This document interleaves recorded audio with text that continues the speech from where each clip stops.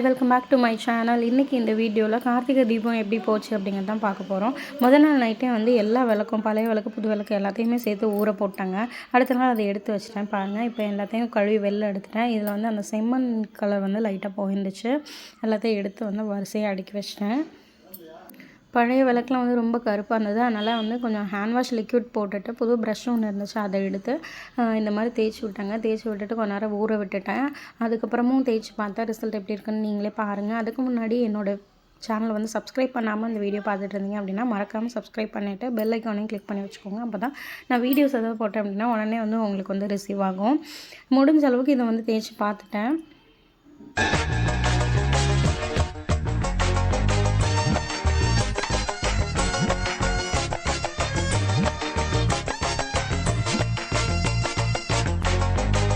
இப்படி தாங்க கஷ்டப்பட்டு நானும் எல்லாத்தையும் ப்ரஷ் போட்டு தேய்ச்சி பார்த்தேன். அது போகவே இல்லை. என்ன பண்ணுறதுனே தெரியல. உங்களுக்கு எதாவது ஐடியா தெரிஞ்சதை சொல்லுங்கள். சரின்னு சொல்லிவிட்டு நான் கழுவி வச்ச விளக்கு எல்லாமே வந்து அந்த வெட்டு போகணும் அப்படிங்கிறதுக்காக துணி வச்சு துடைக்க ஆரம்பிச்சிட்டேன். புது விளக்கு வந்து இந்த வருஷம் வாங்கினேங்க. அந்த ஃபேஸ் வச்சுருக்க விளக்கு அது தாங்க வாங்கினேன். சின்ன விளக்குலாம் வாங்கலை, ஏன்னா நிறைய விளக்கு இருக்கிறதுனால வந்து விட்டுட்டேன். ஸோ இருக்கிறது மட்டும் போதும் அப்படின்னு சொல்லிட்டு விட்டுட்டேன். பட் இதை இப்படியே வைக்கிறதுக்கும் எனக்கு மனசு இல்லை. அதனால் என்ன பண்ணேன்னா, நான் நிறைய வேஸ்ட்டு நெயில் பாலிஷ்லாம் இருக்குது. அந்த நெயில் பாலிஷ் வச்சு சரி கலர் பண்ணிடலாம் அப்படின்னு சொல்லி யோசித்தேன். சரின்னு சொல்லிட்டு இந்த நெயில் பாலிஷ் தான் எடுத்தேன். எப்போவுமே வந்து ஒரு விஷயம் வச்சுருந்தோம் அப்படின்னா, பழசை வச்சுருந்தோன்னா அது அப்படியே இருந்துகிட்டே தாங்க இருக்கும். அது எப்படியாவது யூஸ் பண்ணி தூக்கி போட்டுடணும், இல்லைன்னா இடத்த அடைச்சிட்டே இருக்கும். ஸோ இன்றைக்கி வந்து ஒரு விளக்கு எடுத்துகிட்டு ப்ளூ கலர், இந்த ப்ளூ கலர் கைக்கு வச்சா ரொம்ப டார்க்காக இருக்குது. அதனால் வந்து இதை யூஸ் பண்ணாமலே வச்சுருந்தேன். ஸோ இதை எடுத்து ஊற்றிட்டு இதை நல்லா வந்து அப்ளை பண்ணி விட்டேன்.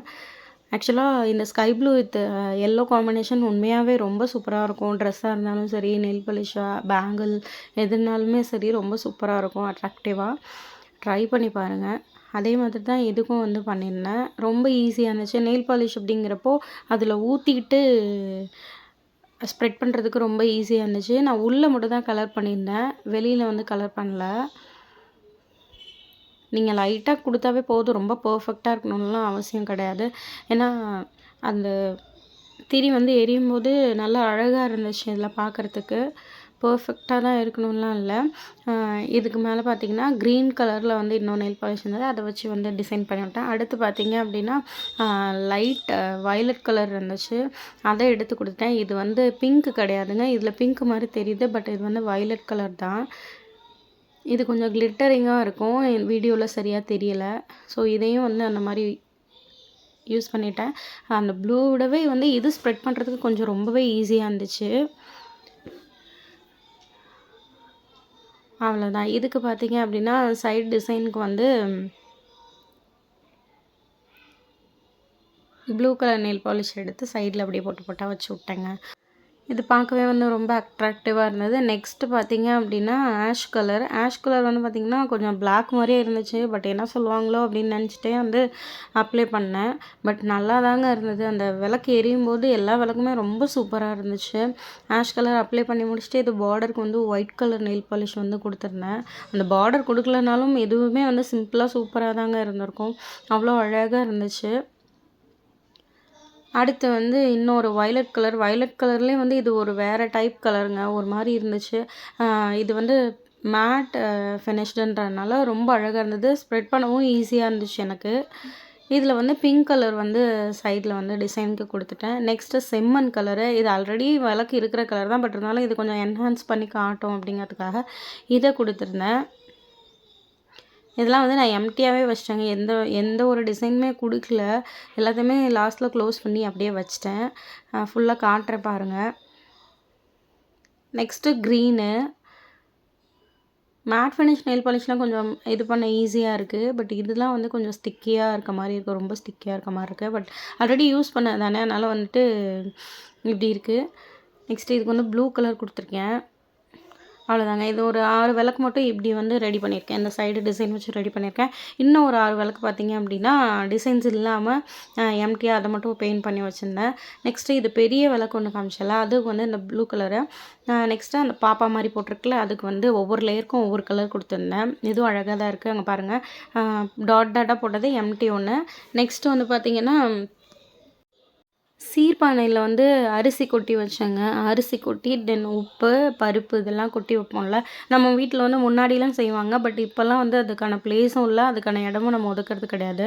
ஸோ இத என்ன பண்றேன் அப்டின்னா, இதில வந்து எடுத்து வச்சுட்டு நான் சாமி மாடத்துல வச்சுருவேன். நெறைய வீட்ல அந்த மாரி தான் பண்ணுவாங்க. நீங்களும் அந்த மாரி ட்ரை பண்ணி பாருங்க.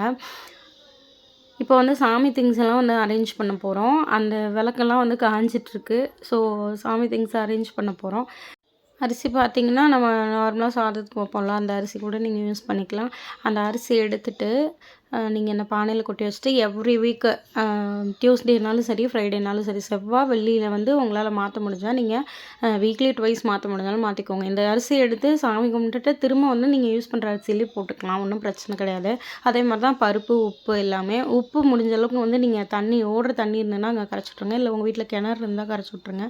இல்லாத பட்சத்தில நீங்க அத யூஸ் பண்ணிக்கலாம். ஒண்ணும் தப்பு கிடையாது. இது வந்து திருஷ்டி கழிக்கிறதுக்காக கிடையாது. ஸோ இத வந்து நம்ம யூஸ் பண்ணிக்கலாம். அ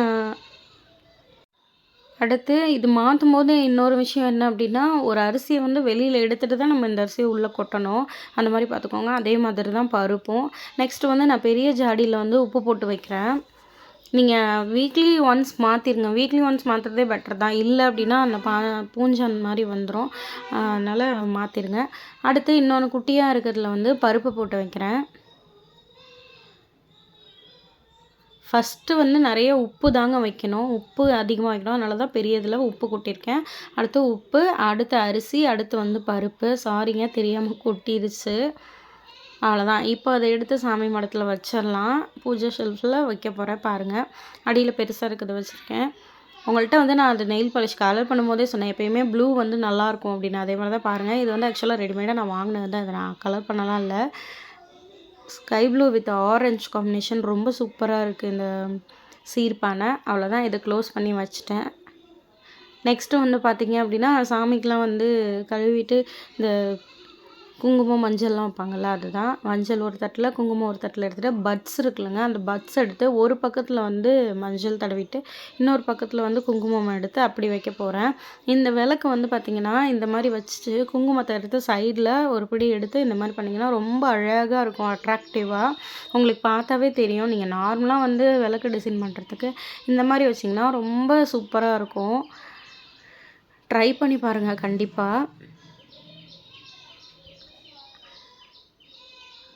அந்த சைடில இருக்க முக்கெல்லாம் வந்து ரொம்ப அழகா இருக்கும். இப்போ நான் பட்ஸ் எடுத்து அதிலயே வந்து பார்த்தீங்க அப்படின்னா, வந்து மஞ்சள் அப்ளை பண்ணிக்கிறேன். நெக்ஸ்ட்டு அதிலயே இன்னொரு பக்கத்தில ஆ குங்குமம் அப்ளை பண்ணிக்கிறேன். இதே மாரி வச்சீங்க அப்படின்னா, உங்களுக்கு கையிலயும் ஒட்டாது. உங்களுக்கு பிரச்சனை இருக்காது. ஸோ நீட்டா வேலை முடிஞ்சிடும். ரொம்ப பெருசாவும் வைக்க மாட்டோம். கரெக்ட்டா வேலை முடிஞ்சிடும். பட் கரெக்ட்டான கன்சிஸ்டன்சில வந்து கலந்துக்கோங்க. இப்போ எல்லா பூஜா திங்ஸ்க்குமே வந்து நான் மஞ்சள், குங்குமம் வைக்கிறேன். அதே மாதிரி நம்ம பூஜை ஷெல்ஃபில் எல்லாத்தையும் எடுத்து அடுக்கிடலாம்.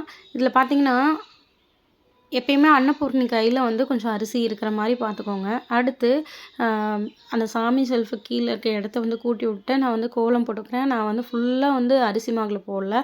அரிசி மாவு ப்ளஸ் கோலம் மாவு 2ம் கலந்து தான் போட்டிருக்கேன். அதில சரவண பவன் எழுதிட்டு, ஒரு பூ போட்ட டைல் ஒண்ணு வச்சிருக்கேன். அது எதுக்கு அப்டின்னா, இன்னைக்கு வந்து முருகர தான் வச்சு நம்ம வழிபட போறோம்.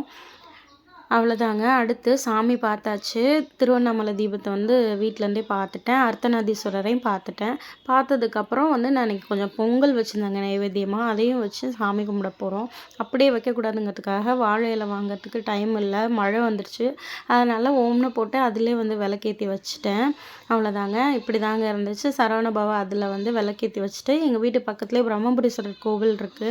அந்த கோவில்ல வந்து தீபம் காட்டுவாங்க. அந்த தீபத்த தாங்க நீங்களும் இப்போ பார்த்துட்ருக்கீங்க. எல்லாருமே வந்து இன்னைக்கு வெடி வெடிச்சு செலிப்ரேட் பண்ணுவாங்க. அத பார்க்கலாம். அங்க பாருங்க எல்லா வீட்லயுமே வந்து விளக்கேத்திருக்காங்க. ரொம்ப பார்க்கவே கண்ணுக்கு குளிர்ச்சியா இருக்கு. மாடிக்கு போயிட்டு அந்த நைட் டைம்ல நல்லா வந்து இத என்ஜாய் பண்ணோம்.